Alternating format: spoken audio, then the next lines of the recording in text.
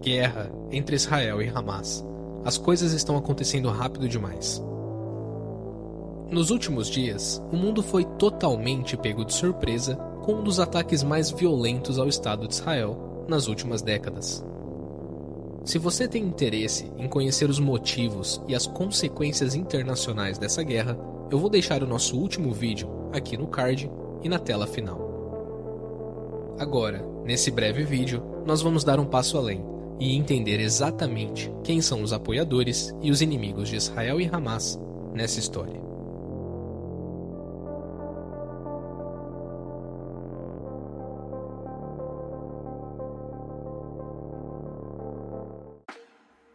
Pessoal, seja entre os apoiadores de Israel ou os do Hamas, o fato é que cada ator internacional tem os seus próprios objetivos a conquistar e um público doméstico para prestar contas. Com a Arábia Saudita, temos o exemplo de uma monarquia islâmica absolutista, guardiã de cidades sagradas e que disputa pela liderança no Oriente Médio, fazendo declarações fortes sobre a ocupação israelense em território palestino. Dependente do petróleo e cada vez mais pragmática nas relações exteriores, a Arábia Saudita está investindo pesado na modernização da economia e dificilmente deixará o progresso do país à mercê da causa palestina. Algo semelhante acontece com a Turquia de Erdogan, que rivaliza com os sauditas por influência no mundo islâmico. Erdogan, da mesma forma, é um presidente extremamente pragmático, aproveitando-se da geografia estratégica da Turquia para jogar as cartas certas nos momentos certos, como fez há pouco tempo com a OTAN e a Rússia. Além disso, também precisamos considerar os países ressentidos com o mundo ocidental e defensores das ditas causas anti-imperialistas, com posicionamentos fortemente influenciados por esta pauta política nas relações exteriores. E do lado ocidental, também há exemplos em destaque. Eu cito aqui a Alemanha, o país que veio recebendo inúmeros imigrantes de origem árabe e muçulmana nos últimos anos, prestou solidariedade quase que imediatamente a Israel.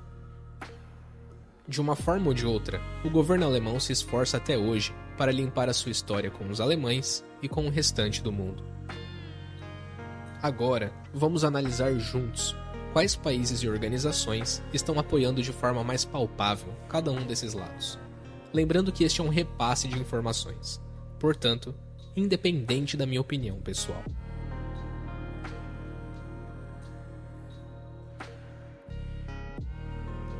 Em primeiro lugar, o Irã. Apesar do país negar qualquer tipo de treinamento e planejamento de ataque junto ao Hamas, já não resta dúvidas de que os equipamentos militares operados pelo grupo palestino são facilitados pela logística iraniana. Além disso, vale lembrar que o Irã não reconhece o Estado de Israel e, sob um regime teocrático xiita, jurou acabar com aquele país, da mesma forma que o grupo palestino fez.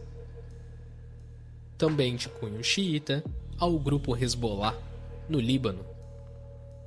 Esse grupo é ainda mais próximo ao governo iraniano, além de uma história de anos de impasses na fronteira com Israel, e como ato de solidariedade ao Hamas, disparou foguetes contra Israel.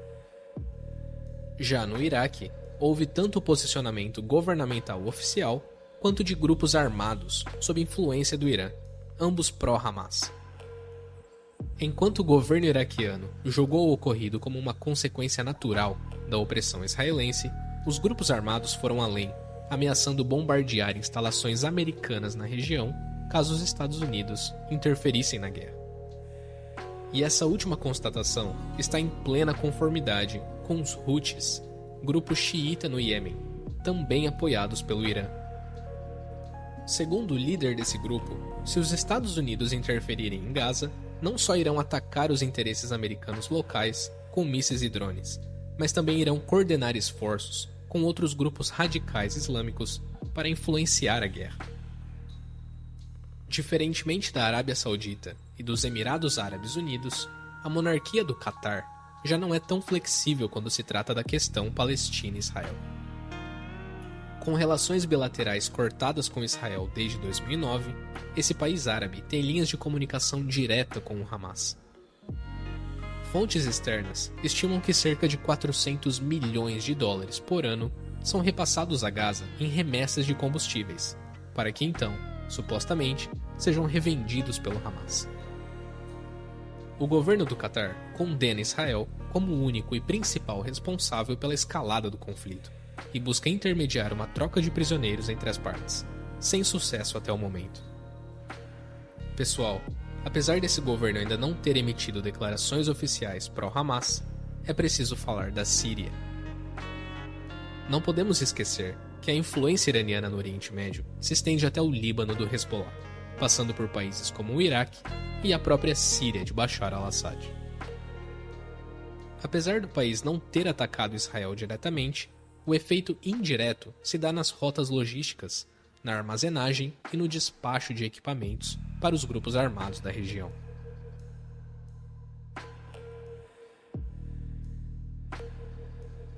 Bom, por mais simplista que isso possa soar, um dos principais apoios de Israel vem de Israel propriamente dito.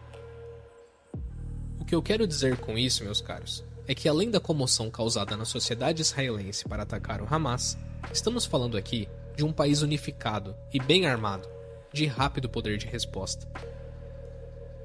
É importante ressaltar isso, afinal, a guerra está acontecendo entre o país Israel e o grupo independente chamado Hamas, ou seja, não se trata de um conflito Israel-Palestina.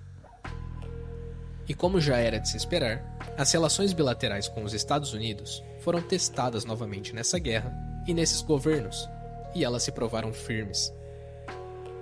Já recebendo hoje cerca de 3,8 bilhões de dólares dos americanos, a administração de Joe Biden prometeu assistência militar adicional a Israel, como munições e interceptadores para o sistema antiaéreo e o envio de um porta-aviões ao Mediterrâneo. Na Europa, uma declaração conjunta das potências Alemanha, França, Itália e Reino Unido condenou o terrorismo praticado pelo Hamas. Aqui, seja como países independentes ou por voz da União Europeia, há grandes chances de Israel receber algum tipo de apoio financeiro para reparações ou questões humanitárias. Se você gosta de acompanhar esse tipo de conteúdo, nós somos um canal novo. Eu convido você a se inscrever e me acompanhar nos próximos vídeos. Muito obrigado a todos e até breve.